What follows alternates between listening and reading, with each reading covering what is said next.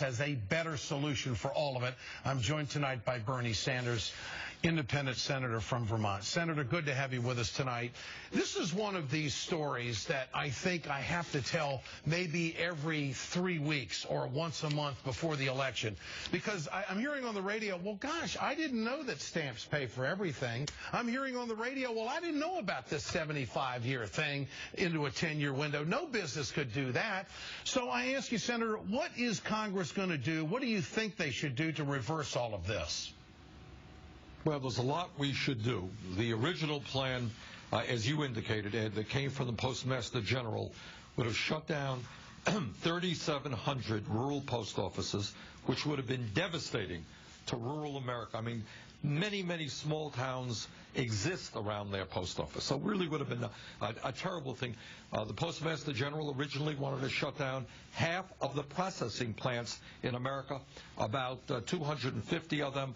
All told, he wanted to shrink the workforce by over 200,000 workers in the middle of the worst economic downturn since the Great Depression, wanted to end Saturday mail delivery, wanted to slow down mail delivery standards. Yeah. What happened is Senators Lieberman and Cooper introduced a bill that certainly was a heck of a lot better than what the Postmaster General had proposed. In my view, it did not go far enough. I brought together 24 members of the Senate. We are working on now what's called a manager's amendment that would go a long way toward protecting the Postal Service. Senator, all of that is great, and I appreciate you doing it. But shouldn't the Democrats be making a commitment to American workers that, look, if we get the White House, the House, and the Senate back, we're going to change this 75-year thing. Because this is the crippling financial stipulation that has been put on the Postal Service that is going to destroy businesses in rural America that need this service. It's the funding of the pension, and will the Democrats turn that around? Well, I hope so, and that's what we have for all intent and purposes in the manager's amendment that I and others have worked on.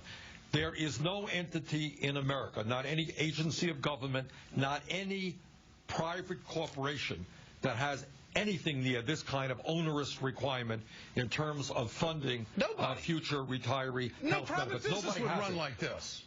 Now, here's what's interesting, Ed. The Inspector General wrote to me, of the Post Office, wrote to me and said, hey, they got $44 billion in that account right now. And when they compound interest of 3 or 4% a year, that's all they need. They don't need any more.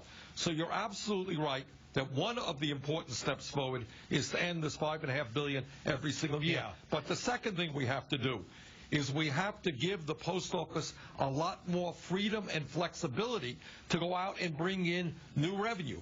There are real restrictions. You walk into a post office right now, you want to get a letter notarized, they can't do it. Yeah. You want to get letters copied, can't do it. You want to get a hunting license. So we got to, that's right. And we're working on that as well. But the goal is that in the middle of recession, you don't downsize by 200,000 good-paying jobs, including, as you indicated, many veterans. $45 billion in that fund right now. Let me see. The Republicans want to get rid of the Postal Service is what they want to do. So when they get rid of it, there's going to be all this money there. That'd be just another fund that they're going to be able to raid and do something else with it. You mark my words, that's exactly where it's all going. Senator, I appreciate your work on this. Keep going after it. It is an issue, a winning issue for Democrats and workers in this country. Great to have you with us. Coming up, Oscar-nominated actor Mark Ruffalo has a new campaign to stop